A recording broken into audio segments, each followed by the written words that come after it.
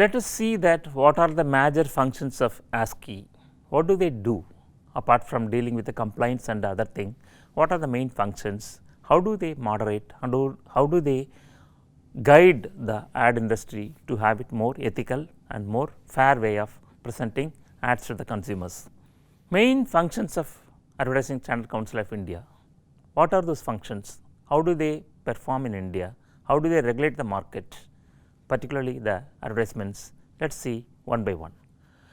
Codify, adopt and from time to time modify the code of advertising practices in India and implement, administer and promote, propagate and make publicity of such a code. So, you have to codify, you have to adopt, you have to modify, you have to improve and make them adopt in every practice. So, this is the major challenge before the ASCII.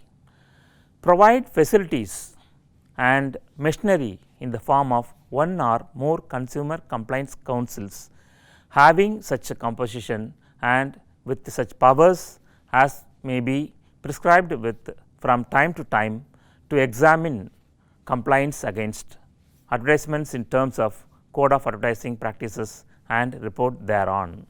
So, this is the another thing. So, you have to give mechanism to maintain that what kind of machinery is required, what kind of apart from consumer complaints council, what kind of machinery we have to look into the complaints received from the public. So, this is the major function, facilitate the mechanism through which operating and addressing the complaints. Give wide publicity to the code and seek adherence to it of as many as possible of those engaged in advertising. People who are engaged in advertising should be allowed to follow the code. So, ASCII is giving wide publicity to the code of ethics that has been framed by it for the industry of advertising and make them follow it. And print and publish pamphlets, leaflets, circulars or other literature or material that may be considered desirable for the promotion of or carrying out of the objects of the company and disseminate it through any medium of communication. So, like all other agency that to propagate the code, the ASCII has to come out with the printing and publishing of pamphlets or leaflets or circulars through all forms. They have to move forward and they have to take it to the consumer. And if you move on to understanding what is the structure of ASCII, then I have to tell you that there is something called board of governors. How the board of governors are being constituted, who constitute that, how this is being constituted. ASCII team comprises of board of governors and consumer complaints council. These are the two major components. The board of governors meets once in a month. Same way, the consumer complaints council also meets once in a month, more often if required. So, both consumer complaints council and the board of governors, they meet at least once in a month, and if there is a need, then they go for more than once. And from the nominated members, ASCII elects a board of governors of 16 members, which has representation of 4 members from each category of membership, that is advertisers, agencies, media and other ad agencies. The board of governors is a body that makes policies. So, like the name itself depicts, the board of governors is the policy making body that runs the entire ASCII, and they are the one that who makes decisions particularly on policies. The handling of complaints taken care of by a consumers complaints council, which has 21 members, out of which 12 are non-advertising professionals representing civil society who are prominent citizens and recognized opinion leaders. The consumer complaints council fully independent, and it lays down its own rules to deliberate and decide on complaints. So, one of the key component of ASCII is the consumer complaints council, which has 21 members, and they are completely independent of any kind of pressure, and they can frame the rules and they may analyze the complaint and make decision on this. And civil society members in the ASCII governing board are drawn from various disciplines such as medical, law, engineering, human resources and consumer interest groups. So, the remaining 9 members are drawn from member firms and advertising practitioners. So, the member firms are nothing but ad agencies and the allied industries. So, let us see that what is self regulation in advertising as far as ASCII is concerned. There is something called code for self regulation in the advertising. The purpose of the code is to control the content of advertisements, not to hamper the sale of products that may be found offensive. So, this is only to control which has some kind of offensive content in the advertisements. This code for self regulation has been drawn up by people in professions and industries in consultation with the representatives of people affected by advertising. So, it is professionally designed with the help of the consumers, the users, industry and the people who are being affected by the advertisements. This code has been accepted by individuals, corporate bodies and associations engaged in or otherwise concerned with the practice of advertising to achieve the acceptance of fair advertising practices in the best interest of the ASCII. So, this has to be accepted by the peer group, particularly the people who are creating the advertisements, that has been insisted by ASCII through its programs. This code is the basis for judgment whenever there may be conflicting views about the acceptability of an advertisement, whether it is challenged from within or from outside the advertising business. So, this code is the guiding principle or judgmental document on which any conflict is being resolved.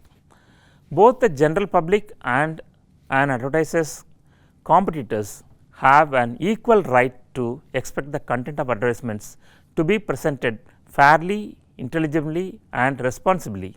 The code applies to advertisers, ad agencies and the media. So, this is the code which has been prepared by the professional group and that is being enforced by the ASCII to be followed by advertisers, ad agencies and the media.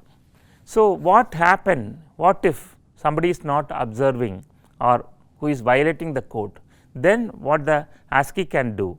Actually, it is a responsibility for the observance of this code for self regulation in advertising lies with all who commission, create, place or publish any advertisement or assist in the creation or publishing of any advertisement. So, this is not only with the ASCII alone, that whoever create, commission and launch an advertisement, they have a role to oblige and to follow the code. So, all the stakeholders like advertisers, ad agencies and media are expected not to commission, create, place or publish any ad which is in contravention of this code. So, whoever that are violating this code, they are not supposed to do this, right. This is a self imposed discipline required under this code for self regulation in advertising from all involved in the commissioning, creation, placement or publishing of advertisements. So, this is completely a voluntary process where self regulation is being conducted, self regulation is being implemented, where everybody should cooperate and they have to follow the code. So, to whom it is applied?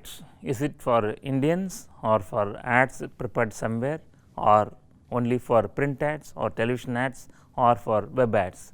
If you look at the ads, it is applicable to everyone. The code applies to advertisements which are read, heard or viewed in India, even if they are originated, published abroad, so long as they are directed to consumers in India or are exposed to significant number of consumers in India. So, when it is applied or exposed or that has been directed to Indians, then the code automatically applies. So, now we will move on to sanctions. What kind of sanctions ASCII imposes when people are violating advertising codes? So, are they being taken to task by being levied by penalties? What do they do? The compliance committee requires the advertiser to immediately withdraw or amend the advertisement. First one is you have to withdraw the advertisement or amend the advertisement according to the advice given by the ASCII. Then decisions of the compliance committee are published which turns out to be adverse publicity and embarrassment for the advertisers about whom complaints are upheld. So, if you are not following it, then automatically the Advertising Complaints Committee go for publishing the complaints, which will be adversely affect the advertiser. So, if the advertiser still does not stop or amend the advertisement, then the media is persuaded not to carry such kind of advertisements for which complaints are upheld.